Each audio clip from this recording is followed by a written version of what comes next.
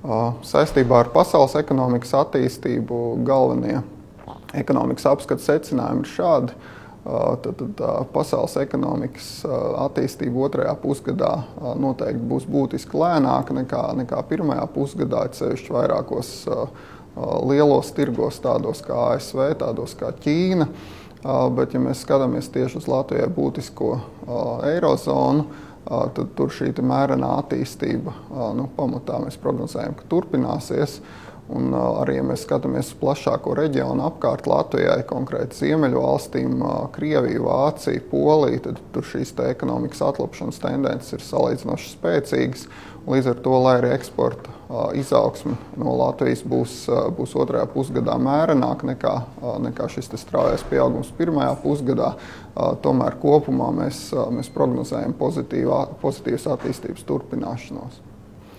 Skatoties uz Baltijas tirgiem, mēs redzam, ka ekonomikas attīstība Latvijā joprojām mazliet atpaliek no Igaunijas un Lietuvas, un arī mūsu prognozes nākamajiem 2 gadiem ir tādas, ka visticamāk Lietuva un Igaunija attīstīsies nedaudz straujāk, jo Lietuvā ir daudz labāks mājsaimniecību finanšu stāvoklis. Lietuvā mājsaimniecības ir aizņēmušās mazāk naudas tā saucamajos treknējos gados, un līdz ar to mazāk naudas nepieciešams parādu saistību kārtošanai.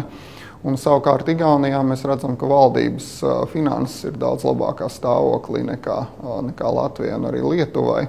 Un tas nozīmē, ka Igaunija šobrīd vienīgā var ticami apsolīt investoriem, ka nodokļi tuvāko gadu laikā nepieaugs. Visbeidzot, ja mēs skatāmies uz mājsaimniecību finansēm Latvijā, tad mēs redzam, ka arī mājsaimniecību finanšu situācija Latvijā tomēr pakāpeniski uzlabojās. Pirmā pusgada laikā mājsaimniecības ir uzlabojušas savu bilanci attiecībā pret kredīti iestādēm par aptuveni 200 miljoniem latu, tātad papildus noguldījumu vai atmaksātu kredītu veidā, un papildus tam arī palielinās tomēr pakāpeniski pieprasījums mazumtirdzniecībā. Arī cenu līmenis vairs tālāk nekrītās, kas norāda, ka acīm redzot ir iedzīvotājiem papildus ienākumu, ko tērēt. Ņemot vērā to, ka nodarbinātības un ienākumu statistika neuzrāda tik lielu pieaugumu, tad acīm redzot daļa šī pieauguma arī nāk no ēnu ekonomikas.